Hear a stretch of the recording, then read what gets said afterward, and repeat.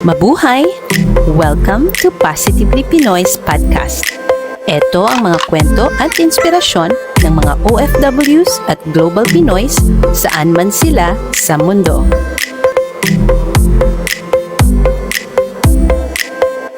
Okay, so, the million-dollar question. Bakit ka nag-abroad? Okay, so going back in the Philippines, many years ago, I work in human resources. I have actually a nice job actually I'm handling a casual employee in an international school. Okay. And I also work in a agency where I put manpower into a big company like Nestle, Bayer Philippines, etc. So, which means like you have a good job. I have a good job, I should say. I mean, for a Philippine standard, maganda yung trabaho. But you know, during that time when I was in the Philippines, it's about work and there's no diversion, especially if you live in a province, you know. So, hindi ganun ka-dynamic. So, I got bored working 8 to 5 hours at the back of my desk, you know. Parang, sabi ko, this is not the life I want. I want something, again, from the inspiration do sa mga taong nakikilala ko na nag-abroad. Sabi ko, I think I wanna do the same thing. I think I wanna experience living abroad. I think I wanna meet a lot of, you know, foreigners and exchange ideas, things like that. Sabi ko, parang I limit myself in an 8 to 5 hours job. And yun lang yun. You know, I mean, I want to do something more. I'm really extrovert. I'm really adventurous person. You're very social. You're very exactly. outgoing. So, at saka marami akong fantasy in my mind na, you know, snow or a beautiful place in Europe, things like that. So, I decided to go to Sweden, and then from Sweden. Bakit Sweden? Because I have a cousin who invited me. Siya yung naging daan para makapunta ako at magkaroon ng visa. Okay. So they invited me to go to Sweden, and luckily I was accepted. I got the visa, and then after Sweden, I said, "Oh, this is really dark. This is really cold. This is a lot of snow and." Hindi ka happy doon. Yeah, because everything is gray. So I said, I want something sunny place. I want a beach, you know. So I decided to go to Rome, where there's a beach and there's a sun. Yeah. So it's a beautiful place where you can, similar to the Philippines, the weather, the language, you know, the archipelago is exactly the same. So I have no regret. Italy is really beautiful. I traveled from one place to another, visiting a lot of provinces in Italy, and it was really dynamic. It was really beautiful, and things that I can't imagine beyond my imaginations. Na napakaganda pala ng Italy. So, yun. So that's how it started. So after Sweden, I applied to Rome, and from Rome, after several years, I decided to live in Paris. So wala kang kasi mostly for Filipinos, American dream. Walang ganon. So parang sa'yo lang, any opportunities to go abroad, you will grab it. Exactly. I just want to go to a place where I can be happy. Yeah. Without any expectation. Okay. And to my surprise, it's beyond my expectations. Yeah. The place, the people, you know, everything is so beautiful. You know naman, natatangos ng ilong nila, ang puputi nila. Everything is perfect. Beautiful place, beautiful city, you know. So I was and I was amazed. So everything is so beautiful. So I have no regret. And I said, this is the place I want to stay. Okay. This is the place I want to live. So I decided to live longer. But yes, again, after a few years in Italy, I got bored. So I said, I have to change city. So nung nag-Sweden ka, which is basically your first ever entry to abroad, wala kang idea, wala kang pre-information, No. wala ka ring expectation on what you will see I don't there? have any idea. Parang ano yung clueless sinabi ako sa sa'yo ng Europe. sinabi sa'yo ng pinsan mo? Mahirap ang buhay. Okay. So at least may It's not easy. You have to work hard. Okay. And it's cold. Well, yun lang. Other than that, wala akong idea what gonna happen. And doon ako nahirapan in a way na magkaiba yung buhay sa Pilipinas than in Europe. But at the same time, masaya and maganda. I think bonus factor yung ang ganda-ganda ng environment mo, ang ganda-ganda ng mga nakikita mo, ang ganda-ganda ng mga tao, things like that. So, yeah. Kasi every beginning naman is something beautiful, something like it's a challenge, but at the same time, it makes you excited. It makes you look forward to, ano pa bang makikita mo? Ano pa bang ma-experience mo? Exactly. Kasi like at one point, naging bored ka na rin. So that's why you came to Paris. But every new beginnings are always exciting. Exactly. Okay. Oh, this one. I want to know too. Paano ka nag-Paris? Okay. So, after 5 years of getting bored in Paris, eating pizza and pasta every day of my life, I said, I got bored. And you are easily get bored. So, parang so far yung I think it's one of my personality. I easily get bored, yeah. And after, visiting all the places in Italy, Venice, Firenze, Milano, and all the provinces that I visited, lumiit na yung Rome sa akin, yung Italy sa akin. So I said, okay, what next? Then, so I got sad after that. Sabi ko, I want to change life. I want to change the place. And again, I don't have any idea. I just want to get out of Rome, either United States or anywhere. Any opportunity. Anywhere. Then I met somebody who's special in my heart. I met in the beach, and then it became serious. And he invited me to go to Paris to start a new life. And they said, why not? This is the opportunity. I mean, this is the proper time for me to get out of this place that I got bored. At the same time, I want to experience other places, to extend my horizon, to experience new things, to be excited again to a new place, to a new environment. Then I said, yes, I want to live in Paris. Then I started a new life in Paris with my partner. And then we started a new life, and after 15 years, everything smoothly, and I learned a lot of things. I experienced a lot of nice, it's really amazing journey. Paris is really special to me, where I learned more than in Italy, Of course, kasi marami din yung years mo.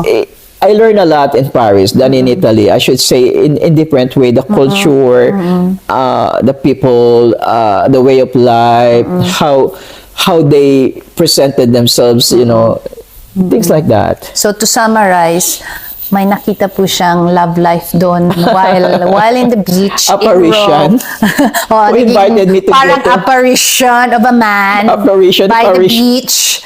Tapos eventually he became his life partner, and so like they've been here together for 15 years now. Exactly. So that's why like he was able to move here. Yeah. So hindi siya naging madali actually yung parang transition ko kasi I have somebody who guide me in so many ways. And which is also, hindi lahat ganon ang magiging kapalaran. But in my case, it's become more easy, I should say. And because of my partner, so I opened my eyes into a new place, a new experience, and a new culture, and a new everything is. I think it also helps kasi nga local. So parang having a local partner, or I mean a French partner in your case and in my case, it gives us quite an insider's perspective of the life, of the culture, of how we should live in such a French dominated culture or environment. So it helps na even we don't know the language yet, but it helps na may guidance. Yeah. Like in your case, he guided you throughout your life here. He was able to advise you with so many things. Yeah. And But again, if you have a lot of connection in a new place, if you have a lot of friends, then it's more easy. yeah. But being alone is a difficult, adventure. Kasi you do it on your own. Pero kung marami kang kaibigan, marami kang kakilala, kung marami kang kamag-anak in a certain place, it's more easy. How, did you find Filipino friends easily, organically? Of course, because this is very basic for Filipino, yung being friendly. So I met a lot of Filipino in Paris. Then I started developing develop a circle of friends, and then everything is wonderful, you know. Yeah. Okay. May culture shock or na-surprise ka ba sa mga bansa na pinagtatrabahuhan mo compared sa Pinas? Oh yes, there's a big differences. There's a culture shock, I should say. Yes, pagdating sa time, hindi ka pwedeng Malate. malate o maaga. Yeah. Like you have There's to be, one time that I have this appointment after my work in a hotel. So I have to I remember this really funny thing. So I have this a rendezvous, or I should an appointment with a French girl when I was in Rome. And early morning ang awas ko sa hotel, which is like 6-7 o'clock. And then ang rendezvous is 9 o'clock. Hindi niya ako pinapasok. Hindi niya kahit malamig diyan ka, kasi it's not about time to get in. The time is 9 o'clock. So you should be here 9 o'clock. And I saw in her face that she was really upset. I said, "Oh, you're so early." But in the Philippines, it's okay. Everything is okay. Come in. But in Europe, no. No. When they Kung said anong 7, usapan na when they said o'clock, 9, don't come early or don't come late. That makes me feel really bad. Kasi sabi ko, hindi naman kami gano'n sa Pilipinas. And actually, everything is okay. Yeah, and one tip is that it's actually quite rude if like you're being invited to a house party or a party, that you come in like 5 minutes before the... And you should be invited. Say for example, 7 o'clock yung party, and then you come like 5 minutes or 10 minutes It's before really the rude. party. It's rude. Like you have to be at least like... On time. On time, or 10 minutes or 5 minutes, a little bit late. Pero, And you should be invited. Yeah, you should be invited. You cannot come without invitation. Otherwise, it's really ridiculous for the host na makita ka and you're not invited. Yeah. And you should bring something like wine. You know. Basic culture na masasya ka talaga kasi hindi naman kami ganun sa Pilipinas. Everything is okay in the Philippines. Everything is acceptable.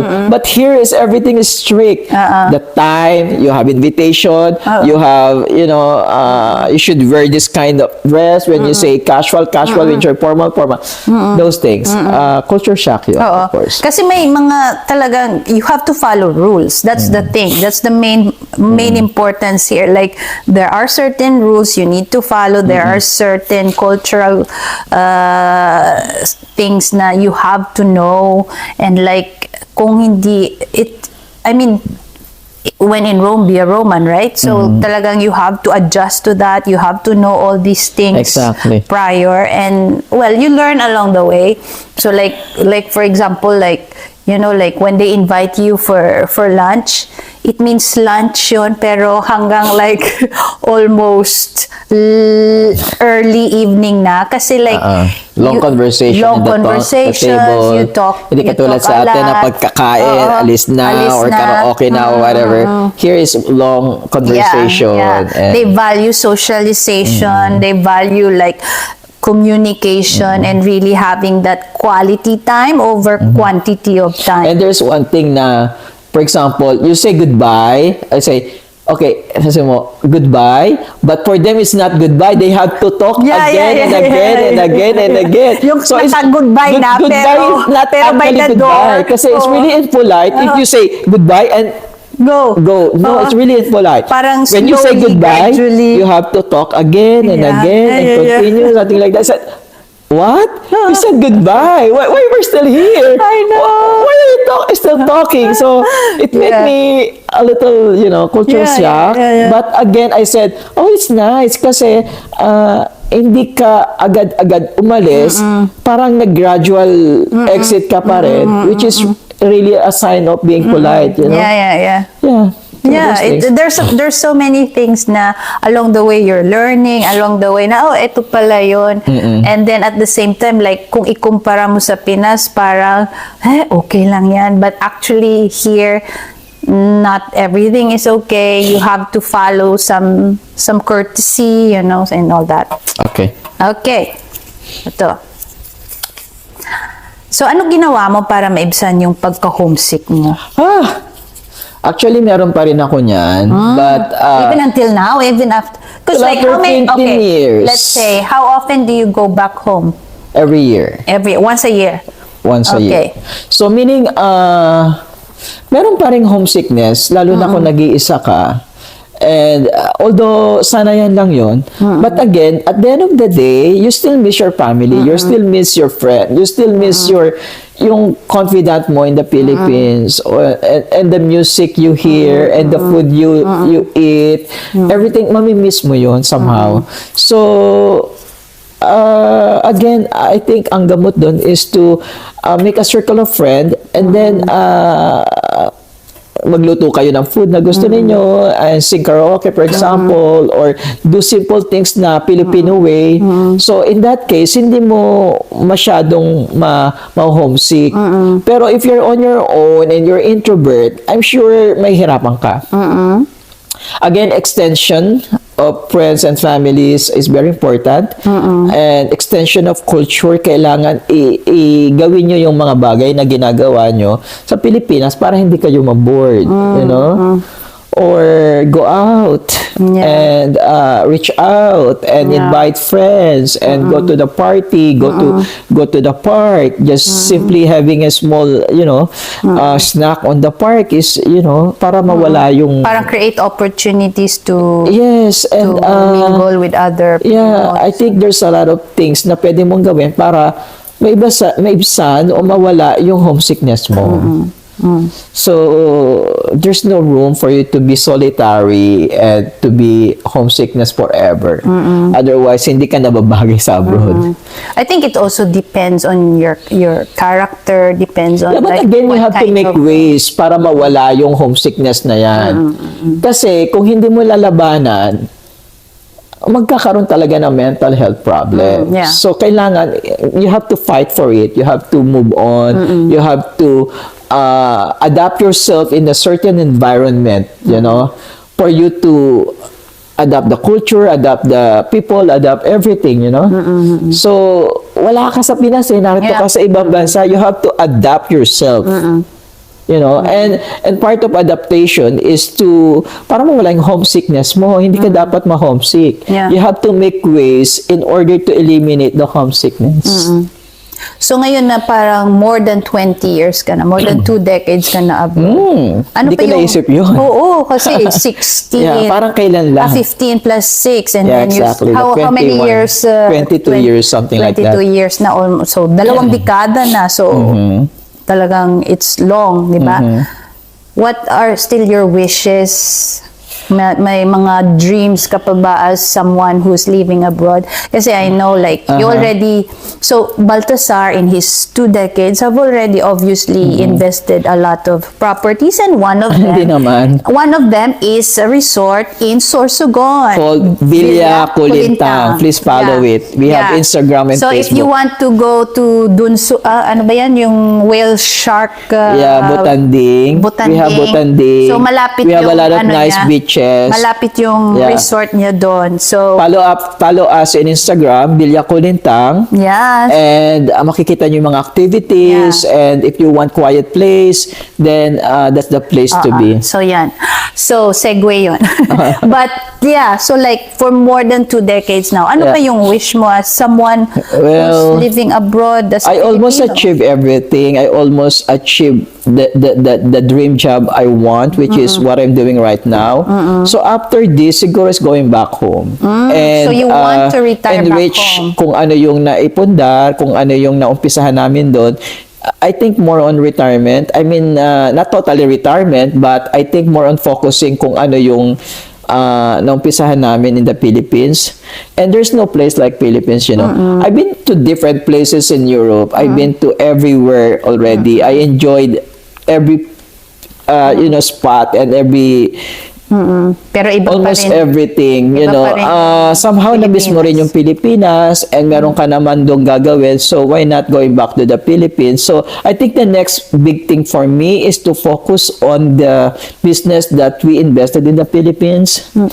And somehow napagod na rin after 20 years. Marami ka ng pagod na ginawa at ibinigay sa mga employer mo.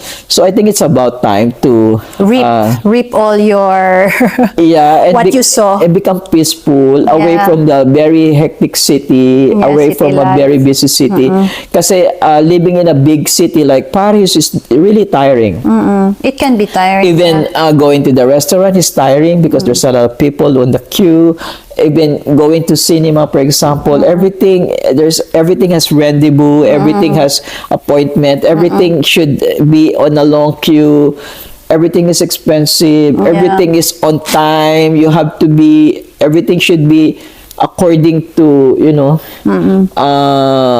time. So I want to get out of this scenario rigid, where I don't think about time, I don't think about date, I don't think about anything, you know. So I just want to go back to a place like Villa Colintang and Enjoy the stop everything and enjoy the scenery, the life scenery, of the the province. nature, you know.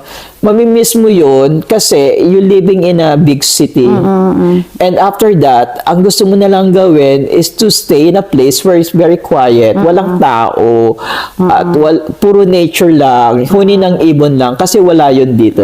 Especially beach, wala tayo dito sa Paris. So those things na gusto kong gawin after my journey in Europe. Wala na siguro after this. Siguro nagawa ko ng lahat. Na-experience ko ng lahat. Na-enjoy ko na yung lahat. Napuntahan ko na rin karamihan. And I think, yes, the next big thing is to focus on myself. Rebooting myself in a city like Paris. And go back to nature. Go back to basic. Okay. Wow. So yeah, like Balthazar's dream is to like obviously eventually Going back to the go back Philippines. home. Yeah. Although he's pretty much at home here. He's Yeah. basically almost he's very much a resident here, and yeah, like he has also some properties here. So but again, iba pa rin yung Pilipinas, iba pa rin yung buhay Exactly. buhay probinsya, like having to slow down, especially with a busy life here in Paris. So just to close this conversation, ano yung mga advice mo, I guess, to give to like OFWs or Filipinos who are starting or like thinking to live abroad or to find their a greener pasture, so to speak. So, to start with, kailangan focus kayo and dapat may goal. I mean, dapat goal-oriented. Dapat may pattern yung goal. Kailangan yung goal na yon ay diretsuhin. Huwag kayong mag-shortcut or huwag kayong magsasawa na i-achieve yung goal ninyo. So, just focus on it and ma-achieve mo yon. Because if you're going to give up of reaching your goal and then walang mangyayari.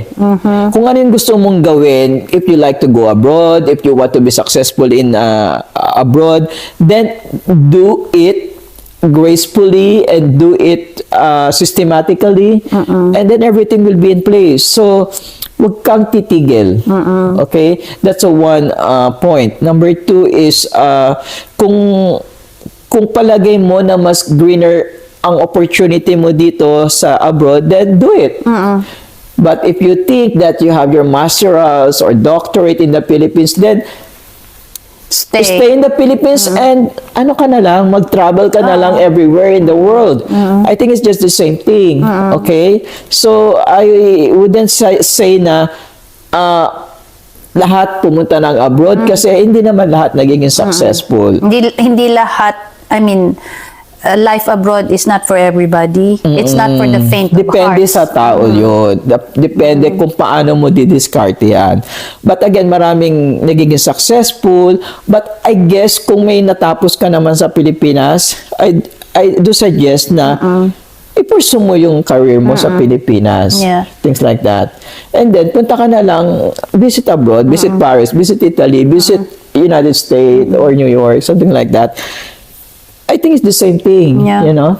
But I also want to add, kasi you had a very good career, so to speak, which means like your experience back in the Philippines has also greatly helped you on your career building here in Europe. Kasi kung wala din yung experience mo back home, maybe it would have had a different result or impact it's in sa buhay mo a dito. different manner. So you cannot have both actually. You cannot have career and beautiful life. You know, bonus na lang siguro if you have both, you know. But most of the time, madadivert ka eh. Okay?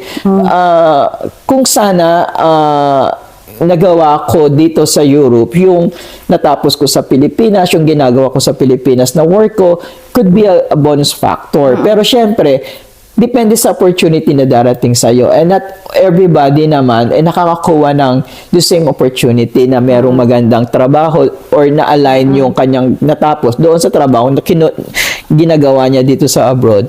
So, mas maganda kung the same yung ginagawa mo dito, no?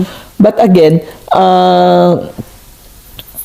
para sa akin, mas maganda siguro na kung nakatapos ka sa Pilipinas, don't get me wrong, wala namang masama kung mag-stay ka sa Pinas at gagawin mo yung career na natapos mo or yung course na natapos mo and do it, you know, and be successful with that field. And then dito naman, kung talagang wala kang opportunity sa Pilipinas or you get bored, for example, tulad ko, na-bored ako sa Pilipinas despite of a very good job. So I decided to go abroad kasi I want to explore more. I want to do something else. Madali ako ma-bored in a certain place. So I decided to move from one place to another, which is at the end of the day, it's a matter of choice. Everything is a matter of choice. Kung saan ka masaya. That's very important. Yeah. For me, my takeaway from your story is that one, you're a risk taker. Yung talagang and you're a get-goer. Parang there were opportunities presented to you and hindi ka nag-hesitate. You took that risk, you took those opportunities. And two, you explored, and you had fun. Like hindi lang siya parang the moment you felt na parang hindi na siya para sa iyo or you felt na parang ito na yung parang maximum level of your life, let's say what you had in Rome, you kind of reassess na, okay, what do I want now? Ano ba yung gusto ko? And then, the moment you ask that question, parang naging open yung possibilities for you and even like, you know, parang serendipitous nga yung nangyari or like, you know, like it was meant to be na, you know, for you to find somebody at the time where you're really looking for something as a change in your life, and then the opportunity to come here in Paris was given to you, and you took that opportunity, you took that risk, and then like you're a very hard worker, and you really want to give yourself an excellent way of doing the things that you're expected to do. You value that hard work, you value, you know, like have to give yourself the best as you can be. Hindi lang siya parang, you know, malamya or ano. I mean, like knowing you personally, you're BCB talaga, non-stop yung hard work mo. And I think like again, it pays off kasi what you give out is what you get back, diba? So and I like that even in some difficult times you also think more positive rather than magmukmuk ka lang, or like, Yeah. you know, like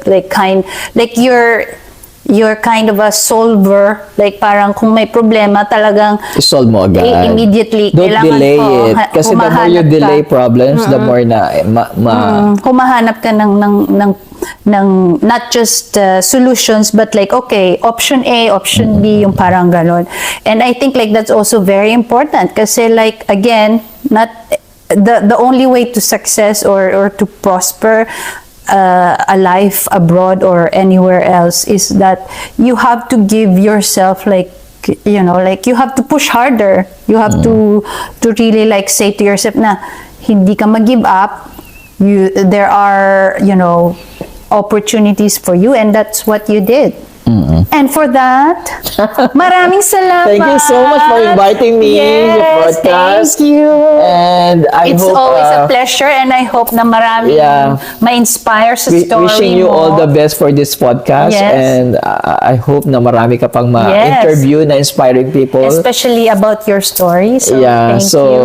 I hope marami pang success story in abroad. And Yeah. I hope ma-invite mo sila and Yes. share their experiences as well. Yes. Because it's really important to inspire other people. Yeah, you know? and that's my goal here, is like to share your stories and others Pinoy stories na, you know, maraming success stories, and we can all learn from, and I am thankful that you are one of those. Well, thank you so much. Thank you.